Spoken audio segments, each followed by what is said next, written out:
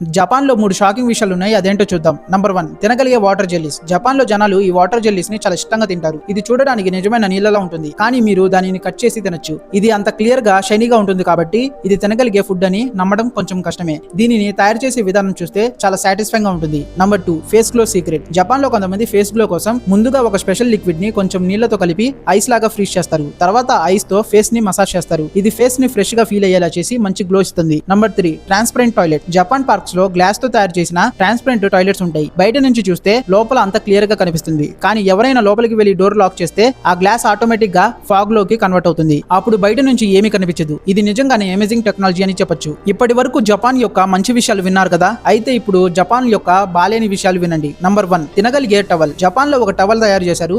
దాన్ని యూజ్ చేసిన తర్వాత దాన్ని పడేయకుండా తినచ్చంట. ఒక్కసారి ఆలోచించండి, చేతులు లేదా ఫేస్ ని తుడుచుకున్న తర్వాత ఆ టవల్ ని తినటం ఎంత దారుణమో అని. జపాన్ లో ప్రతి చోట్ల ఉండాల్సిన 3 సూపర్ ఐడియాలు. నంబర్ 1, బ్రేకప్ అనే గ్లాస్ మెటీరియల్. జపాన్ లో నార్మల్ గ్లాస్ బదులుగా ఒక స్పెషల్ మెటీరియల్ ని యూజ్ చేస్తారు. ఇది కింద పడినా కూడా బ్రేక్ అవ్వదు. టచ్ చేస్తే రబ్బర్ లాగా ఫీల్ అవుతారు. అయితే హాట్ డ్రింక్ ని కూడా సేఫ్ గా హోల్డ్ చేస్తుంది. Number 2, smart cardboard packaging. Japan లో కార్డ్బోర్డ్ బాక్స్ లో స్మాల్ కట్స్ పెట్టి డిజైన్ చేస్తారు. దాని వల్ల లోపల ఉన్న ప్రొడక్ట్స్ స్ట్రాంగ్ గా ప్లేస్ అయి ఉంటాయి. ఎక్స్ట్రా ప్లాస్టిక్ అవసరం తక్కువ అవుతుంది. Number 3, self cleaning ashtray. Normal ashtrays తొందరగా డర్టీ అయ్యి బ్యాడ్ స్మెల్ వస్తుంది, కానీ జపాన్ లో ఉన్న ఈ స్పెషల్ యాస్ట్రే లో ఒక స్పెషల్ కెమికల్ ఉంటుంది. అది లోపల ఉన్న యాష్ ని స్లోగా డిజాల్వ్ చేసి బ్యాడ్ స్మెల్ ని తగ్గిస్తుంది.